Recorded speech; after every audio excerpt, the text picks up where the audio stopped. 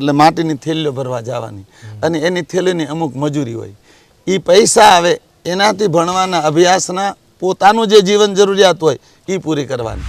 અને ત્યારે મજૂરી હતી 10 રૂપિયા, અડધી મજૂરીના 5 રૂપિયા. હું 5 રૂપિયામાં મજૂરી કરવા જતો ખેતરમાં મારા બાની સાથે. અને જ્યારે સ્કૂલ હોય ત્યારે અડધો દિવસ અહીંયા નર્સરીમાં અમે કામ કરવા જતા. મા બાપની ગરીબાઈ બહુ એમ કહેવાય કે જંગલમાં રહેવું એટલે અભ્યાસ નથી કરી શક્યો. ભણ્યો નથી, ગણ્યો છું. શાસ્ત્રોનો ખૂબ અભ્યાસ કર્યો, એટલા બધા ગ્રંથો, એટલા બધા પુરાણોનો અભ્યાસ કર્યો કે શાયદ જીવનમાં હવે અભ્યાસ નથી કર્યો એવી કોઈ ઉણપ નથી રહેતી. અને મારા પિતાજી આપણે વસ્તી સતાવવાનું એક બોગરું આવે ને, આપણે લોટ ઉઘરાવાનું બોગરો, એ મિલકતમાં દીધેલો અને મહાદેવની પૂજા દીધેલી.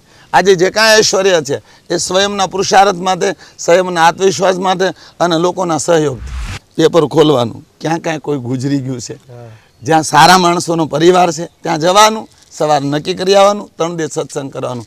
એવી રીતે મેં કમસે કમ 1.5 થી પોણા 2 વર્ષ સત્સંગ કર્યા. હીરા ઘસતા ઘસતા ઘંટી માથે એક શ્લોક લખવાનો, એ આ મંગુર હાલતું હોય અને એ શ્લોક આખો બોલવાનો, એ શ્લોક પાકો કરવાનો. કામ કરતા કરતા ઘંટીએ બેહીને શ્લોકો પાકા કર્યા મેં શિવપુરાણ. અને 9 દિવસ આ યજ્ઞ રે શિવ મહાપુરાણ. અને પછી ત્યાંની લેબોરેટરી કરાવવાની તો તમને કમસે કમ 60% શુદ્ધ વાયુ જોવા મળશે, 20 થી 30% તમને ખરાબ વાયુ મળશે. લેબોરેટરી કરાવવાની છૂટી.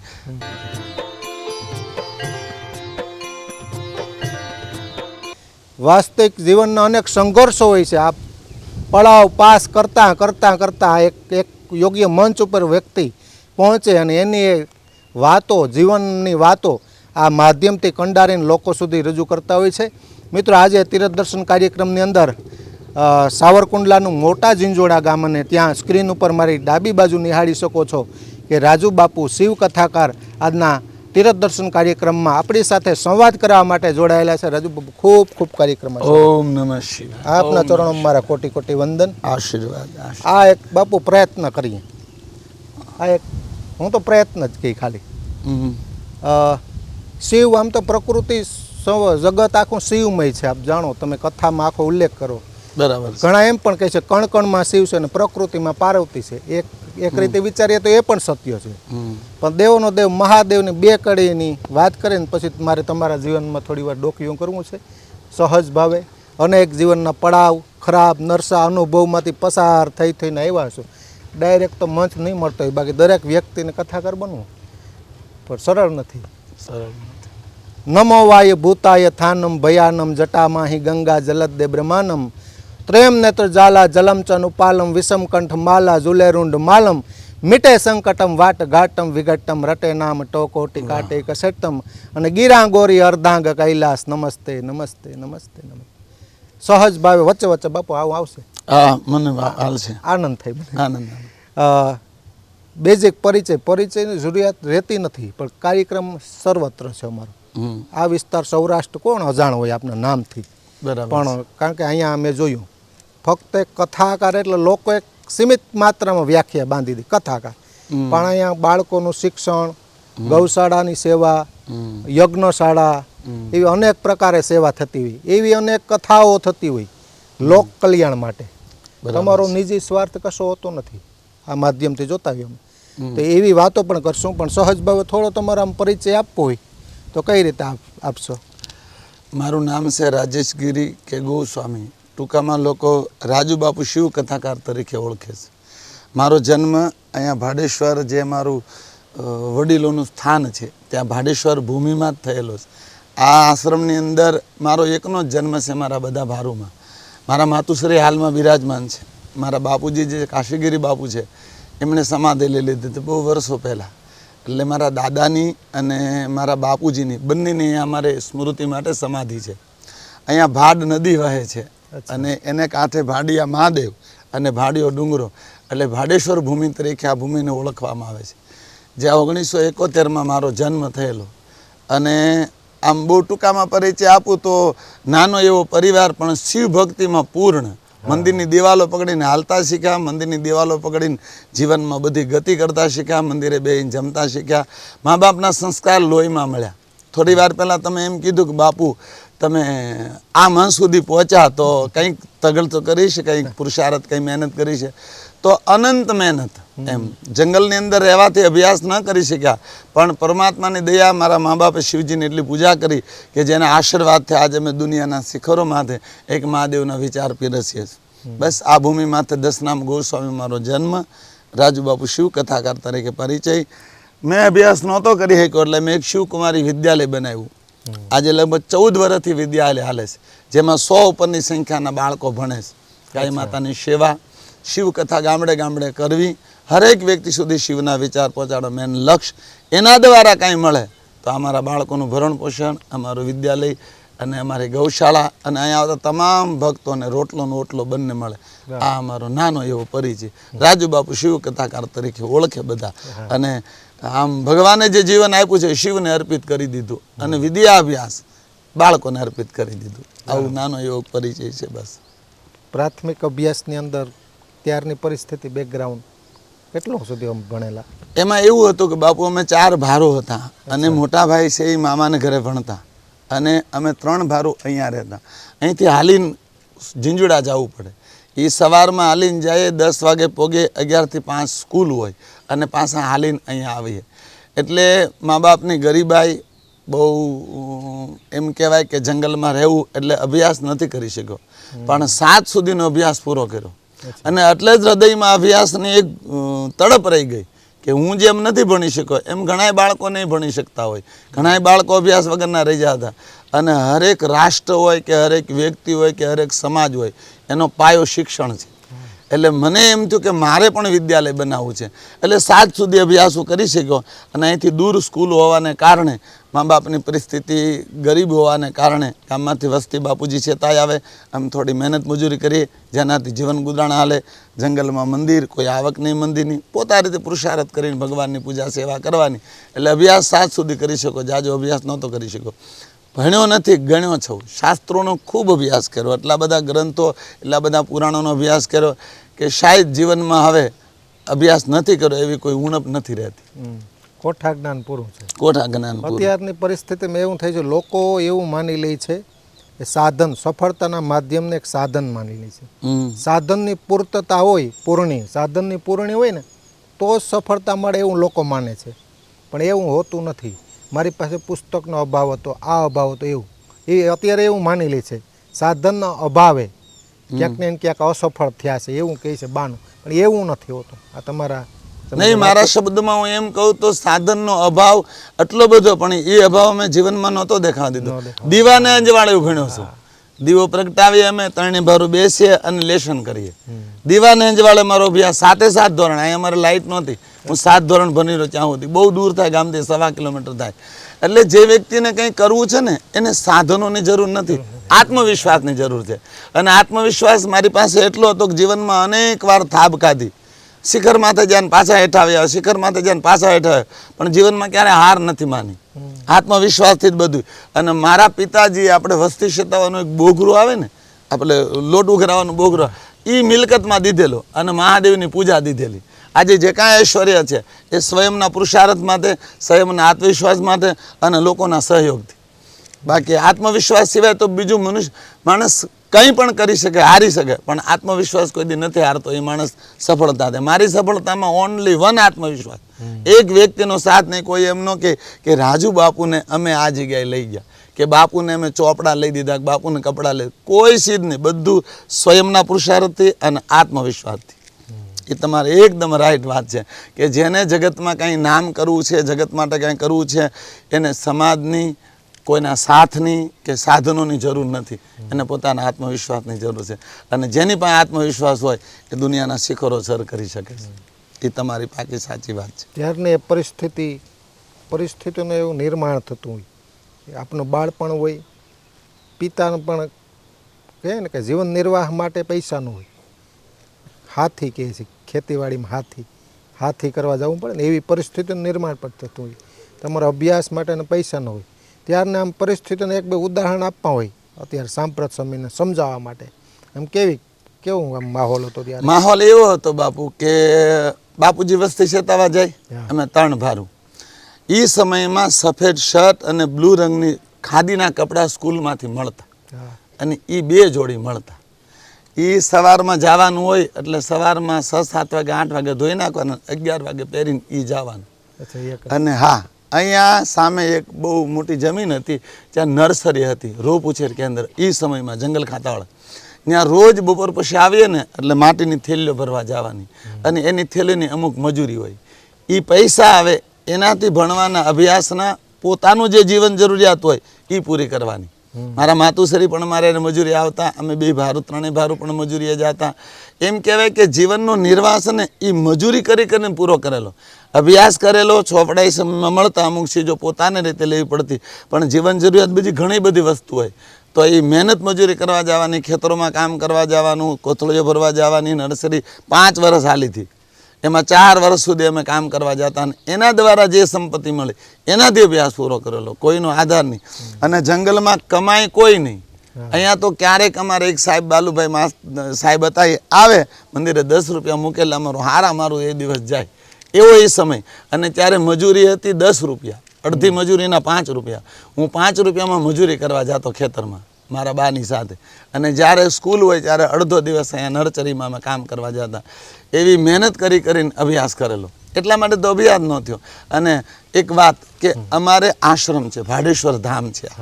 અત્યારે તમે ભોમેશ્વર બનાવ્યું, પણ બાપુ પાસે ભાડેશ્વર, ત્યાં અમારે સાધુ સંતો બહુ આવતા. એટલે અમારે સાધુ સંતો આવે એટલે એને આશરા ધર્મ પાળવો જ પડે, એટલે જમાડવા પડે. એ જમાડવામાં રોટલી શાક ને એ થોડુંક બનાવવામાં જે કાંઈ આવે ને એમાંથી 50% વહી જાય. પણ અમારા આશ્રમમાં એક ખાસિયત હતી કે અમારા આશ્રમમાંથી કોઈ સાધુ સંત ભૂખ્યા ન જતા. આ દુનિયાના શિખરોમાંથી, અને આજ રોજ મારા આશ્રમમાં 250 માણસો જમતો હોય, 285 છોકરા જમતા હોય, તો એ મારા બાપુજી રોટલો સાધુ સંતોને ખવડાવ્યો હતો ને એ, અને હું ખુદ પીરસવા જતો એ સાધુ સંતોનો હોય. જે કાંઈ સાદું ભોજન હોય એ સમયે તો કાંઈ આ બધું મિષ્ટાન ને એવું બધું હતું નહીં, ફરસાણ ખાલી રોટલી શાક, રોટલો, છાશ, દૂધ ગાયો રાખતા એ સમયે પણ, અને એ સાધુ સંતોને જમાડતા. પણ એ તમે જે કહો છો ને એ બહુ સાચી વાત છે કે એ સમયે ખાલી 5 રૂપિયા 25 પૈસા વાપરવા દે સ્કૂલે જાય ત્યારે, તો એ 25 પૈસા એવડા મોટા લાગે. એમાં 10 પૈસાનો ભાગ લઈએ અને 15 પૈસાની કળી લઈએ. કળી આવતી એટલે ગાંઠિયા, અને એ ખાય એમ આનંદ થઈ જાય એમ કે પાવલી વાપર્યા જ. એટલે એ અત્યારના બાળકોને તો આ બધું નવાઈ લાગે, પણ એ સમયનો જે પરિશ્રમ ને એ સમયનો જે પુરુષાર્થ, એ સમયની પૈસાની કિંમત, એમ પરસેવાની કમાણી ગણાતી. એવા બધા પરિસરોમાંથી બહાર નીકળ્યા. એ તમારી સાચી વાત છે, બહુ જ. મહાદેવ પોતાના બાળકને ક્યારેક નિમિત્ત માત્ર બનાવતો હોય. આપણે એમ માનીએ કે હું આવો બની જાઉં, હું આમ કરું, એવું નથી થતું. મહાદેવ જોતો હોય, ક્યારેક પ્રકૃતિ મદદરૂપ થતી હોય છે, આપણે કંઈ કિસ્મત ખુલતા હોય છે, પછી એક કાર્ય કરો એમ ધીરે ધીરે સફળતા મળતી, અને જીવનનો યુટર્ન સાદી ભાષામાં કહીએ તો. કથા તરફ પછી કઈ રીતે વાંચન હતું, મારું જીવન આજ હું એવું કહેવા માગું છું કે મારું જીવન આજ એવા રહસ્યને તમે ખોલો છો કે જે રહસ્ય મેં શાયદ બહુ નથી ખોલ્યા, પણ તમારો ભાવને લાગણી છે એટલે હું ખોલું છું. કે એ સમયે મારી 15-17 વર્ષની ઉંમર, અને અભ્યાસ નહોતો કરી શકું એમ. બેનના વિવાહ કરવાના હતા, મોટા ભાઈને સ્ટુડિયો બનાવવા હતો, એટલે હું હીરા ઘસવા માટે જતો રહ્યો. અને હીરામાંથી મેં બાકી લીધી 6000 રૂપિયા. એમાંથી બાપુએ કેમેરાને એવું લીધો, મારા ભાઈ અમે બધાએ. અને એમાંથી એક હંસા સૂત્ર કાતવાના આવતા, એ બાપુજી ને મારા મોટા બેન એમના દ્વારા ઊભા થયેલા. પછી થોડો સમય સ્ટુડિયોમાં ફોટોગ્રાફીમાં મેં ખૂબ કામ કરેલું, બહુ સારી રીતે કામ કરેલું. પછી એમ થયું કે નહીં, જીવનમાં કંઈક પ્રગતિ કરવી, એટલે હું ભાવનગર રહેવા જતો રહ્યો. અને મારે હીરાનું કારખાનું હતું સરસ મજાનું. અને એકવાર એવું થોડુંક આમ મનની અંદર અપમાનજનક થયું કે આપણે સાધુ છીએ, ભગવાનના કુળમાં આપણો જન્મ છે ને આપણા પૈસાની પાછળ દોડીએ છીએ, તો આમાં જરાક એવું લાગે છે કે આ જીવન સાચું નથી, એવું મનમાં થોડોક ભાસ થયો. અને પછી અહીં ભાડેશ્વર આવ્યો. એ સમયે આ કાંઈ નહીં, બહુ જંગલ, બહુ સમય પહેલાંની વાત. મારે એક ઢીંગલી એ સમયે જન્મેલી. અને બાકડામાંથી બેઠો ત્યારે મહાદેવને એવું કીધું કે મારો જન્મ જો આના માટે ન હોય ને, તો આજે મારી સંપત્તિ છે, ત્યારે મારી પાસે 4 વ્હીલ ગાડી, બધું સારું, કારખાનું, એક વરહમાં ન રહે તો હું માનું મારો જન્મ પૈસા માટે નથી. અને મારી પાસે આત્મવિશ્વાસ હતો કે મારું કાંઈ ન જાય, મારો એક રૂપિયો કોઈ દી હું ગુમાવું નહીં એમ. પણ એવો ફટકો લાગ્યો, કારખાનું બંધ થઈ ગયું, ગાડીનું એક્સિડન્ટ થયું. બીજી દિવાળીએ એ જ બાકડામાં બેઠો ને ત્યારે 70 રૂપિયા ખિસ્સામાં હતા. પછી સંકલ્પ કર્યો કે હીરામાં હવે નથી જવું, આધાર બનાવો છે ને રોજી રોટી. જ્યાં સુધી જ્યાં સુધી આ સ્ટેજ ઉપર નહીં જઈ શકું ત્યાં સુધી આધાર તો મારે એને જ રાખવો પડે રોજી રોટી માટે. પણ મારો જન્મ હીરા માટે નથી થયો અને મહાદેવ માટે થયો છે. ને હવે મારા જીવનમાં મહાદેવ તરફ ગતિ કરવી છે. જે થવું હોય ત્યાં ભૂખ્યું રહેવું પડે, ભલે ભૂખ્યું રહેવું પડે, પણ મહાદેવ માટે ગતિ કરવી છે. હું ભાવનગર ગયો અને મેં 3 દિનનું અનુષ્ઠાન કર્યું, એક રૂમમાં બેસીને વિજયનગરમાં. અને ત્રીજા દિવસે કોઈ એવી ઘટના ઘટી કે જેને કારણે મને એવો સંદેશ મળ્યો કે તારા જીવનમાં ઈશ્વર તરફ જવું હોય તો નાનો એવો એક સંકેત મળ્યો કે રોજ તું સત્સંગ કરવા માટે જા. આ શાયદ બહુ વર્ષો પહેલાં બુધેલ મારી કથા હતી ત્યારે મેં આ બધું કીધેલું. એ ભાઈને ઘરે કડવીમાં ગુજરી જાય ને એના છોકરાને અહીંયા કથા હતી ત્યારે. તો એ 3 દિવસ પછી ભગવાને એવું કીધું કે તું ઘર ઘર સત્સંગ કરવા જા. હવે રોજી રોટીનો સવાલ હતો. સવારે હીરાગામાં જવાનું, બપોરે આવવાનું, જમીન પાસે જવાનું, સાંજે 5 વાગે ઘરે આવતો રહું. 6-7 વાગે તૈયાર થઈ અને આજુબાજુનું ગામડું હોય ત્યાં કોઈ ગુજરી ગયું હોય ત્યાં જવાનું ને કહેવાનું કે આપને ત્યાં કોઈ ગુજરી ગયું છે તો રાતે આપ બધા ભેગા થવાના છો તો બધાય તમે બેસો ને વાતો કરો, એની કરતાં હું શિવપુરાણ વાંચું તો ઘણા સંપ્રદાયવાદી માણસો હતા એ ના પાડતા કે નહીં ભાઈ. અને અમુક કહેતા નહીં બાપુ તમે સત્સંગ, બાપુ તો ત્યારે ન કહેતા, ભાઈ કહેતા રાજુભાઈ તમે સત્સંગ કરવા આવો તમને વાંધો નથી. હવે 3 દિવસ હું સત્સંગ કરું. એક દિવસ 12 જ્યોતિર્લિંગ માથે, એક દિવસ શિવપુરાણ રુદ્રાક્ષ મહિમા આના માથે, એક દિવસ શિવલિંગ માથે, 3 દિવસ સત્સંગ પૂરો થાય. પછી સાધુ છે દક્ષિણાની તો જરૂર પડે, ભલે કોઈને કહે નહીં પણ 3 દી પુરુષાર્થ કર્યો એટલે કંઈક ભાવ ના થાય. એટલે ત્રીજા દિવસે ત્રંબક મંત્રથી બધા પાસે તર્પણ કરાવું, મંત્ર બોલાવો, હાથમાં જલ લઉં કે ભાઈ 3 દી મેં સત્સંગ કર્યો છે એ મારા જનાર પિતૃના મોક્ષાર્થે. એ જ્યારે સંકલ્પ કરે ને ત્યારે કોઈ 10 રૂપિયા, કોઈ 20 રૂપિયા, કોઈ 50 રૂપિયા એવું મૂકે અને 200-300 રૂપિયા, 400 રૂપિયા આવે અને એ મારા વિકાસ માટે, કથાના વિકાસ માટે હું ભેગા કરું. એવો મેં 1.5 વર્ષ સત્સંગ કર્યો ભાવનગરના આસપાસ સિટીઓમાં. રવિવારના દિવસે જવાનું, આવું ન કહેવાય, પેપર ખોલવાનું ક્યાં ક્યાં કોઈ ગુજરી ગયું છે, જ્યાં સારા માણસોનો પરિવાર છે ત્યાં જવાનું, સવાર નક્કી કરી આવવાનું, 3 દિવસ સત્સંગ કરવાનું. એવી રીતે મેં કમસે કમ 1.5 થી પોણા 2 વર્ષ સત્સંગ કર્યા. આ વાત ક્યારેય ખોલી નથી પણ હવે ખબર નહીં આજ મારા જીવનમાં તમે એવા ઊંડાણમાં લઈ જાઓ છો મને જ્યાંથી મને આ કહેવું પડે છે. હીરા ઘસતા ઘસતા ઘંટી માથે એક શ્લોક લખવાનો, એ આ મંગુર હાલતું હોય અને એ શ્લોક આખો બોલવાનો, એ શ્લોક પાકો કરવાનો. કામ કરતા કરતા ઘંટીએ બેહીને શ્લોકો પાકા કર્યા મેં શિવપુરાણના બધા શ્લોકો પાકા કરવાના. પછી એનું વ્યાકરણ બનાવવાનું અને એની માથે કથાચાર કરવાની. સત્સંગ કરવા માટે મને આત્મવિશ્વાસની જરૂર હતી કારણ કે 5 વ્યક્તિ સામે બોલો અને માઇક્રોફોનમાં બોલો બહુ અંતર પડે. માઇક્રોફોનમાં બોલો 10,000 માણસ સામે બોલો ને એટલો પાવર જોઈએ. એટલે પહેલાં તો મારું જે પાવર હતો એને કરવો પડે કે ભાઈ હું બોલી કેમ શકું. નાના 50 માણસો વચ્ચે બોલવાનું શરૂ કર્યું. ક્યારેક મને એમ થાય કે મારી ભૂલ થાય છે તો મારી પાસે એક ટેપ રેકોર્ડર હતું, એ સામે રાખું અને એની સામે રહું અને પછી હું બોલું અને પાછું હું સાંભળું કે આમાં મારા શબ્દો ક્યાં તૂટે છે. એ દરેક જગ્યાએ એવા શબ્દોને બરાબર ક્યાંય, કારણ કે સમાજની અંદર જાઓ ને ત્યાં વાણી તમે થોડી ઘણી આડાવળી બોલો ને એટલે સમાજમાં એની તરત ખોટી લીટી થાય.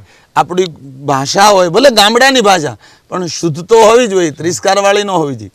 પછી થોડોક સમય મેં લગભગ 6-1 મહિના સાહિત્ય કરેલું. રાતે સ્ટેજમાં કલાકારો પાસે જાય અને કલાકારોને આરે બેસી થોડુંક બોલવાની તક આપે એવું 6-1 મહિના સાહિત્ય પણ કરેલું, જેમાં ભજનીકો બધાને આરે હોય જો ને બોલવાવાળા હાસ્ય કરાવે ને એવું. પણ એ સ્ટેજ મને થોડું નાનું પડ્યું. મને એમ થયું કે આ નહીં આપણા માટે, ખાલી રાત અડધી કલાક મળે એમાં શું હું સમાજને આપું. અને પછી મારી માતુશ્રીને વાત કરી કે બા મને કથાકાર થવું છે અને કોઈ પણ કાળે મને શિવજીના વિચાર હર પરિવાર સુધી પહોંચાડવા છે. એણે કીધું અહીંયા પહેલી કથા કરી, અહીંયા 7 ગાળા નાખ્યા અને પહેલી કથા મેં મારા કાશીગીરી બાપુ અને હીરાગીરી બાપુની સમાધિમાં જૂનું મંદિર હતું ત્યાં ભાડેશ્વરમાં કરેલી પહેલી કથા. હા, પછી દિવસે મંડપ જોઈએ, વ્યવસ્થા થાય નહીં, અમારા પાડોશી બધા આવીને છેલ્લે દી જમણવાર તો કર્યું. પછી ભાવનગર ગયો, ભાવનગર જઈ અને ત્યાં આખલોલ જગાત નાકા છે, ત્યાં એક પરિવારને કીધું કે મારે કથા કરવી છે રાતે. હવે એ સમયમાં બધું પૈસાની કોઈ વ્યવસ્થા નહીં, એક પલંગ આમ મૂકવાની, એક પલંગ આમ રાખવાની અને વ્યાસપીઠ બનાવવાની અને 2 પેટીયું જેકેનું મેં ત્યારે સાઉન્ડ એમ્પ્લીફાયર અને 2 પેટીયું લીધી હતી. એ 2 પેટીયું અને રાતે 3 કલાક કથા કરવાની. એવી મેં કમસે કમ 10 કથા કરેલી રાત્રે. ઊભું થવા માટે. હા. અને પછી પહેલી વહેલી કથા અહીંયા અમે કુતાણા ગામ કરીથી ગારિયાધાર તાલુકાના અમારે એક ધનગર બાપુ હતા, એણે આયોજન કર્યું હતું. અને પછી ધીરે ધીરે ધીરે ધીરે ધીરે એ વસતા વસતા વસતા એમ કહેવાય કે લડતા લડતા મહાદેવે પ્રગતિ આપી અને 6 વર્ષમાં હું સારી એવી પીસ માતાને સારું એવું કથાકાર તરીકે સમાજમાં નામ પ્રકાશિત કર્યું. ધીરે ધીરે પ્રથમ 15 કથા હોય ને એમાં ક્યારેક વિદ્વાનો કહેતા હોય, ક્યારેક એવું પણ બને કથામાં તમે હોય તમારાથી વિદ્વાન વ્યક્તિ કથાકારની હાજરી પણ થાય. હા, કથાકારની હાજરી હા, કે આ તકલીફ ભૂલ પડે. નહીં કાઢે ને ભૂલ થાય. કાંઈ. કારણ કે એક નાની પાછા બોલી- કાઢે. મોટા મોટી વાત ઈ છે કે આપણા પણ મને ગમતું. શું કામ ગમતું કે જ્યારે તમારી કોઈ ભૂલ કાઢે ને, હા. જો તમારામાં આત્મવિશ્વાસ હોય તો હા. કોઈ ભૂલ કાઢે, કોઈ આપણી નિંદા કરે તો એમાં જોવું જોઈએ કે આપણી કોઈ કમી છે. અને એ જ્યારે શ્લોકમાં કોઈ ભૂલ કાઢતા અથવા તો મહાદેવ વિશે કોઈ કહેતા કે બાપુ તમે આજ આ કથામાં કીધું ને એ ખરેખર આમ નથી, આમ છે, તો એનાથી મને એના બરોબર ઓલું ન થતું, પણ મને એક ખુશી થતી કે શાયદ કોઈ એવા વ્યક્તિને તો મારી કથામાં ભગવાન મોકલે છે કે મારી ભૂલ સુધરે એમ. અને હરેક ક્ષેત્રમાં તમે જાઓ એટલે ભૂલો થવાની જ. 100%. અને જો સમાજના ટીકાથી તમે નિરાશ થઈ જાઓ, સમાજના ટીકાથી તમે પાછા વળી જાઓ તો તમે ક્ષેત્ર કોઈ દી શેર નહીં પ્રાપ્ત નહીં કરી શકો. એટલે એ લોકોએ જે મારી ભૂલો કાઢી એમાં મારા જીવનને સુધારવાની મને બહુ તક મળી, બહુ. અને મારી એક ખાસિયત હતી કે બ્રાહ્મણને હું મારી જોડે રાખતો હરેક કથામાં.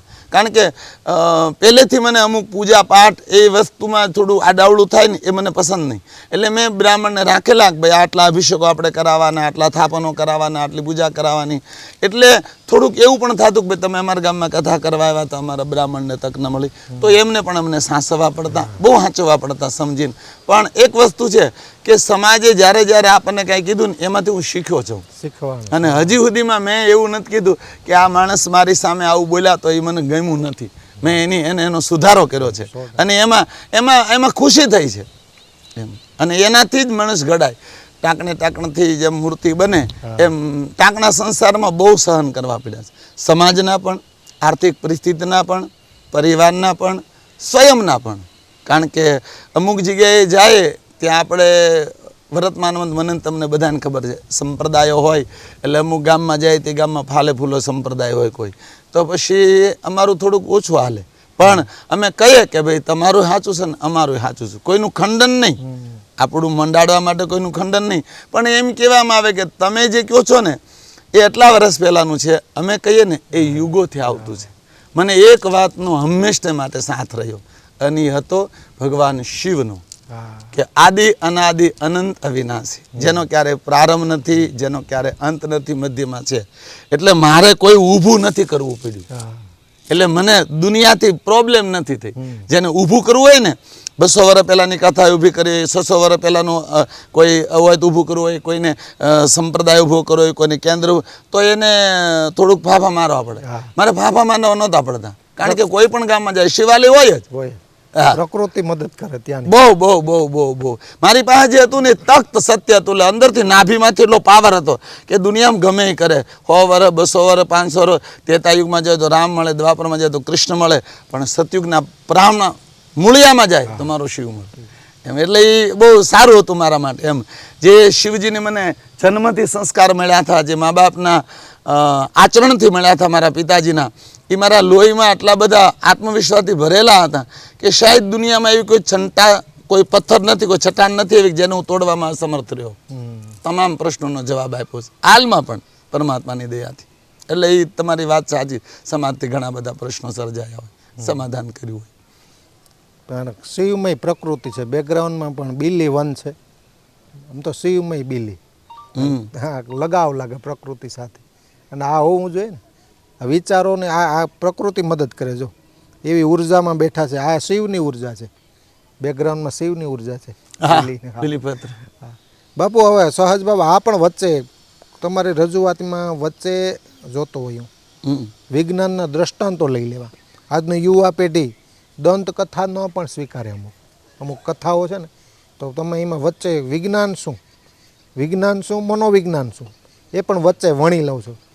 આધુનિક દ્રષ્ટાંતો એનો પછી આમ ધીરે ધીરે અનુભવના આધારે તમને ખ્યાલ આવ્યો કે ભાઈ ખાલી કથા નહીં હાલે, ખાલી કથા તો દંત કથા બની જાય ક્યારે, એવું પણ થાય.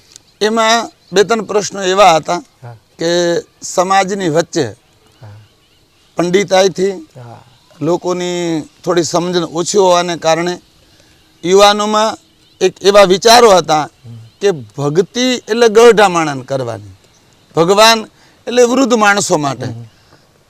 પણ નહીં, એ વાતને મેં વિજ્ઞાન અને જ્ઞાનનો મારા ગ્રંથમાં સમન્વય રહ્યો છે હંમેશને માટે. શિવ મહાપુરાણ એ જ્ઞાન છે અને વિજ્ઞાન એનો પડચાયો છે. આજ આખી દુનિયા એમ કે વિજ્ઞાન સર્વશ્રેષ્ઠ છે. હાલમાં પણ મારે ઘણા તકરાર થાય. હું વિજ્ઞાનને 0 માનું છું. વિજ્ઞાન સર્જન ન કરી શકે, રૂપાંતર કરી શકે. વિજ્ઞાનની કોઈ તાકાત નથી કોઈ વસ્તુનું સર્જન થાય. આજે લોકો એમ કે એક જગ્યાએ મારી કથા હતી અહીં બેસરાજી અને નહીં હિંમતનગર પાસે ઈડર, અને એવું હું બોલ્યો વ્યાસપીઠમાંથી કે વિજ્ઞાન 0 છે, જ્ઞાન એનો પ્રાણ છે. એકડો છે ને અને 0 વિજ્ઞાન છે. એકડો જોડવામાં આવે તો 0ના 10 થાય. 0 નકરો 0 કાંઈ ન હાલે. એમ વિજ્ઞાન છે ને એ જ્ઞાનનો પડચાયો છે. એટલે એક પ્રોફેસર હતા બહુ સારા એવા, એણે ચિઠ્ઠી લખી કે તમે વિજ્ઞાનને 0 કહો અને આજ ટીવી ચેનલો, આ કેમેરા, આ આધુનિક મોબાઈલો, આ બધું, અને તમે એમ કહો છો કે વિજ્ઞાન 0 છે, વિજ્ઞાને સર્જન કર્યું છે. પછી મેં એને જવાબ આપ્યો. મેં કીધું મેં વિજ્ઞાનને 0 નથી કીધો, અને કીધો છે પણ એકડાની હારે કીધો છે, નકરો નથી કીધો. છતાં તમે મને એક સવાલનો જવાબ આપો. અત્યારે તમે એમ કહો છો કે આ કેમેરા છે, મારું ને તમારું શૂટિંગ કરે છે, મારા ને તમારા ઘરે ટીવી ચેનલમાં દુનિયાની બધી ચેનલો આવે છે. તો આજથી વર્ષો પહેલાં જ્યારે પાંડવોનું યુદ્ધ થયું, જ્યારે ધૃતરાષ્ટ્ર પોતાના ભવનમાં બેઠા હતા અને કુરુક્ષેત્રના મેદાનમાં સંજયે એમ કીધું કે અર્જુનના રથ માથે આજ શિખંડી બેઠો છે, તો અહીંયા કઈ કંપનીનો કેમેરો હતો? અહીંયા કઈ કંપનીનો કેમેરો હતો? એટલો મને જવાબ આપો. એટલે હું તમારા વિજ્ઞાનને વંદન કરી લઉં અને કાલ વ્યાસપીઠમાં બોલ નાખું કે વિજ્ઞાન સર્વશ્રેષ્ઠ છે, જ્ઞાન નહીં. એટલું મને જવાબ આપો. એ કે બાપુ એ તો કેમ? મેં કીધું એમ ન હોય, તમે સવાલ કર્યો છે, મને લલકાર્યો છે કે તમારાથી આ ન બોલાય, તો મને જવાબ આપો, હું ન બોલું. પછી મેં એને કીધું, મેં કીધું વિજ્ઞાન છે ને એ જ્ઞાનનો પડચાયો એટલા માટે છે કે એ સમયે સંજય પાસે આત્મદ્રષ્ટિ હતી, જેની ત્રીજી દ્રષ્ટિ કહેવાય. આંખ બંધ કરી અને સંજય એમ જોઈ શકતો કે કુરુક્ષેત્રના મેદાનમાં ફલાણા ફલાણા બેઠા છે, ઊભા છે. એ તમારી ભીતર છે. આ દુનિયાના જેટલા સાધનોનું સર્જન થયું, ટીવી કયો, મોબાઈલ કયો, કેમેરા કયો, બધાય માનવ શરીરથી બન્યા છે. તમામ માનવ શરીરથી જ રચાયા છે. અને તે દી માણસે સ્વીકાર્યું હતું કે સાચી વાત છે બાપુ. કથામાં ઘણા એમ કે બાપુ તમે ભગવાનને ધૂપ દીવા કરવાનું કહો છો, બીલીપત્ર ચડાવવાનું કહો છો, તો આ પથ્થરની મૂર્તિ છે, તમે ભગવાન દેખાડો. મેં કીધું હાલો એ ભગવાન નથી, છતાં હું એમ કહું ધૂપ દીવા કરવા જોઈએ. શું કામ ધૂપ દીવા કરવા જોઈએ? તું વિજ્ઞાનને માને છો? હા. આપણા જીવનને શું જોઈએ? બોલે ઓક્સિજન. તો સવારમાં તમે જાગો ત્યારે તમારા ઘરમાં શું હોય? આખા ઘરની અંદર કાર્બન ડાયોક્સાઇડ હોય, જે રાત્રે આપણા શ્વાસમાંથી નીકળે. આખા ઘરનું વાતાવરણ દૂષિત હોય. 10 ગ્રામ ગાયના ઘીનો દીવો 1 ટન ઓક્સિજનને પેદા કરી શકે છે. એટલું ઓક્સિજન શુદ્ધ કરી શકે. સવારમાં જ્યારે તમે નાહી ધોઈને સ્નાન કરી અને શિવજીને ગાયના ઘીનો દીવો કરો છો, એ દીવામાંથી જે રેડિયેશન નીકળે છે, પાવર નીકળે છે, એ તમારા આખા ઘરને શુદ્ધ ઓક્સિજનથી ભરી જાય છે. તમને આખો દિવસ તમારા શરીરને જીવવા માટે શુદ્ધ ઓક્સિજન મળે છે. દીવો તમારા સ્વાસ્થ્ય માટે અને તમારા ઘરના વાતાવરણને શુદ્ધ કરવા માટે દીવો અનિવાર્ય છે.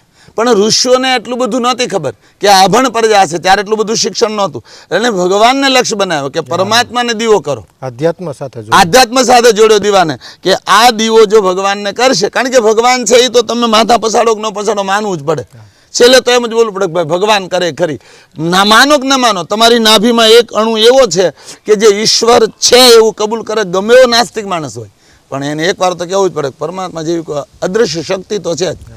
એ અદૃશ્ય શક્તિને લક્ષ્યમાં લઈ મૂર્તિને પ્રતિમા બનાવી માણાના મસ્તિષ્કને સેટ કરવા માટે, અને એને દીવો કરી ભગવાનને યાદ કરી, જેનાથી એની ચેતના શુદ્ધ થાય અને દીવા દ્વારા આખા ઘરને વૈજ્ઞાનિક ફાયદો થાય.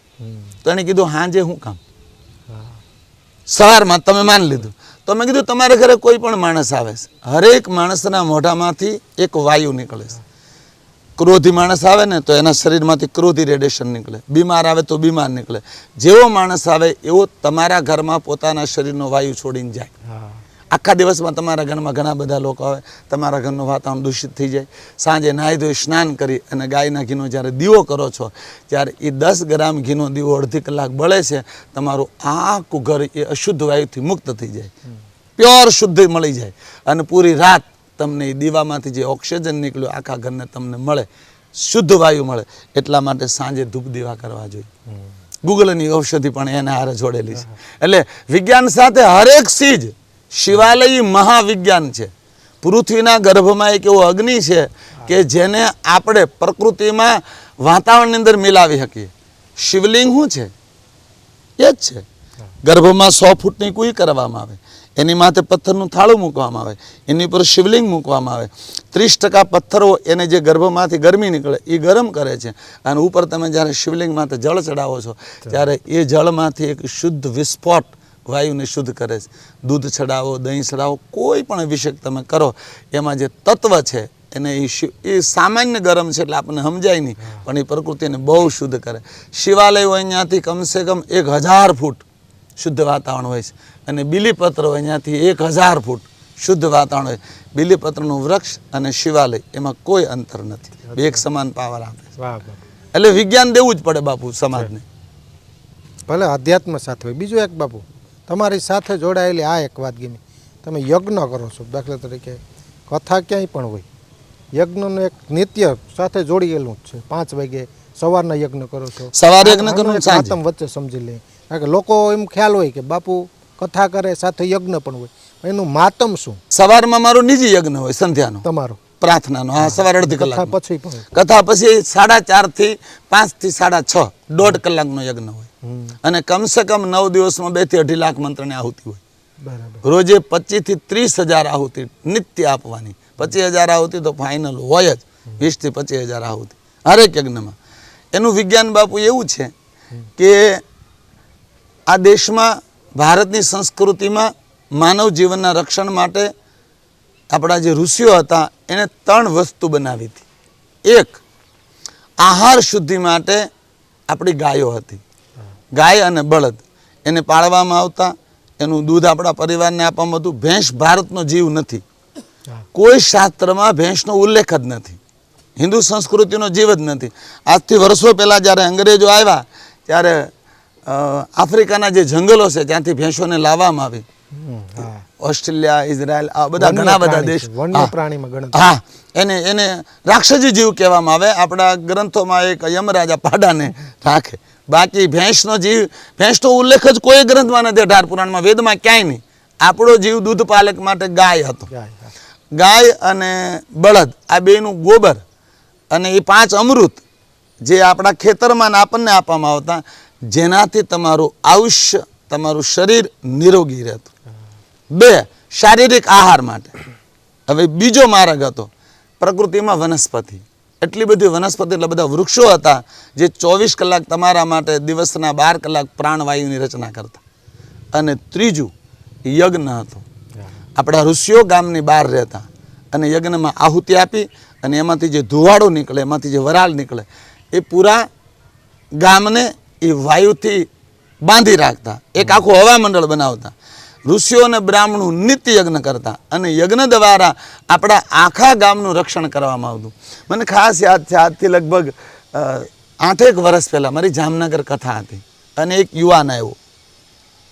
એણે એમ કીધું, બાપુ આ 10 કિલો ચોખા, આ 5 કિલો તલ, આ 1 કિલો ઘી, ગુગળ, આ બધું તમે અગ્નિમાં નાખી દો, આનાથી શું થાય? ધુવાડો થાય ને વરાળ થાય. મેં કીધું બરોબર છે. મને કે આને કરતાં કોઈને જમાડો, કોઈને દો તો કેટલું થાય? આ બધું તમે બાળી ગયો 1 કલાકમાં, 1.5 કલાકમાં. મેં કીધું તો આ ધુવાડો થાય, આ ધુવાડો, એનાથી કાંઈ ન થાય? કાંઈ ન થાય. મને કે હું તે ધુવાડો થાય ને વરાળ થાય. મેં કીધું આ વરાળમાં કાંઈ ન હોય? મેં કીધું નહીં. બેઠાડ્યો. ભણેલ છો? એ કે હા. મેં કીધું 1945 નાગાસાકી અને ઉરોશી, જાપાન, અમેરિકાએ અણુબોમ્બ નાખ્યા હતા. આજ એ સમયે તો ઘણો બધો સમય હતો. આજે ત્યાં કોઈ પણ બાળક જન્મે તો એ વિકલાંગ અને અપંગ જન્મે છે. આનું કારણ મને કે બાપુ જ્યારે અણુબોમ્બ અમેરિકાએ નાખ્યા અને એ સમય એમાંથી એવો ધુવાડો, એવી વરાળ નીકળી કે ત્યાંની પ્રકૃતિના જે અણુ છે એ બધા ખંડિત થઈ ગયા. અને આપણું શરીર છે એ 700 કરોડ અણુઓથી બને છે આ શરીરનું નિર્માણ અણુથી જ થાય. એટલે એ અણુ ખંડિત હોવાને કારણે, અણુને નુકસાન પહોંચવાને કારણે નાના બાળકો વિકલાંગ જન્મે છે. શું કામ? કે એ બોમ્બના જે રેડિયેશન હતા એણે ત્યાંની વાતાવરણને તોડી નાખી. હાલમાં પણ એ અસર ત્યાં છે. તો મેં એને હાથ પકડીને એટલું કીધું કે માણાનો બનાવેલો હળી ગયેલો અણુ બોમ્બ આટલા વર્ષો પછી એનો ધુવાડો જો વાયુમાં અસર કરી શકતો હોય તો અમારા મહાદેવનો યજ્ઞ છે આ વાયુમાં કેટલી અસર કરતો હશે. અને પછી મેં એને ચેલેન્જ આપી હતી, મેં દુનિયા આખીને આપીશ કે જ્યાં મારી કથા બેસે અને જ્યાં મારો યજ્ઞ રહે, જે દિવસ યજ્ઞ કથા પ્રારંભ થાય ત્યાંના વાયુની લેબોરેટરી કરાવવાની, 80% તમને કાર્બન ડાયોક્સાઇડ દૂષિત વાયુ જોવા મળશે. અને 9 દિવસ આ યજ્ઞ રહે શિવ મહાપુરાણ, અને પછી ત્યાંની લેબોરેટરી કરાવવાની તો તમને કમસે કમ 60% શુદ્ધ વાયુ જોવા મળશે. 20-30% તમને ખરાબ વાયુ મળશે. લેબોરેટરી કરાવવાની છૂટી. આપની ચેનલ તો મારા પાસે પહેલી વહેલી છે, અને હા ડીડી ભારતી, અને આપ એટલો બધો ભાવ લઈને મારી પાસે આવ્યા, મને ગમ્યું.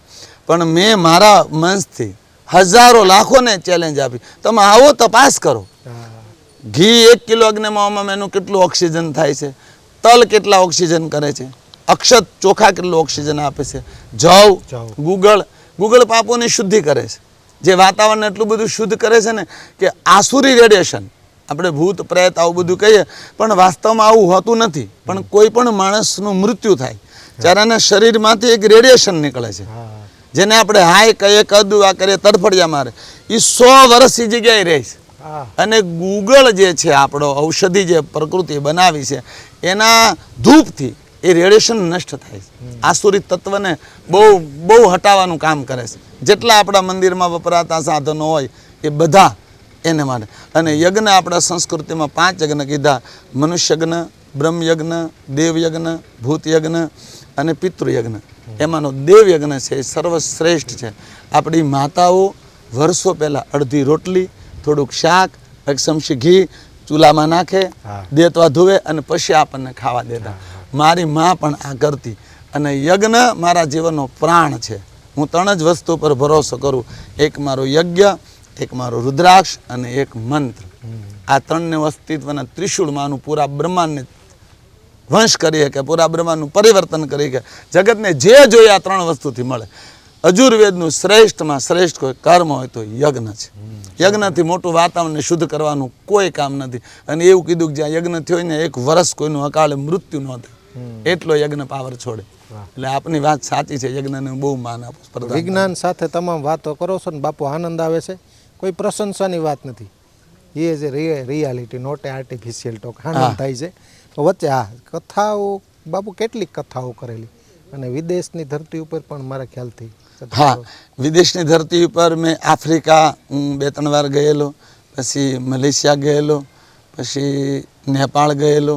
એવા ઘણા બધા દેશો અત્યારે બધા યાદ નથી પણ ગયેલો. અને 2 કે અત્યારે કથા મારી 545મી કથા છે, 45-46 કથા છે. અને આવું ન કહેવાય, આપણે દુનિયા આપણને ઓળખતી નહોતી.